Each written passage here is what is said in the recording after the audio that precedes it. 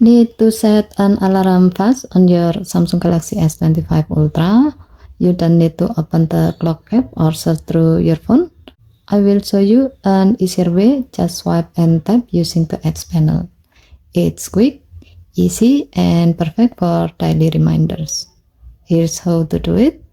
Drag the Edge panel handle toward the center to open up the Edge panel, and then tap the gear icon at the bottom to customize the panels.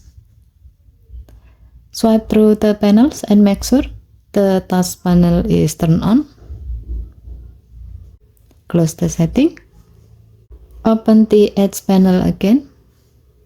Swipe through the Edge panel to find the task panel. Here you will see some default shortcuts. One of them is Add Alarm. Tap the shortcut to directly open the alarm screen. Set the time, choose the days, and adjust other alarm settings as needed.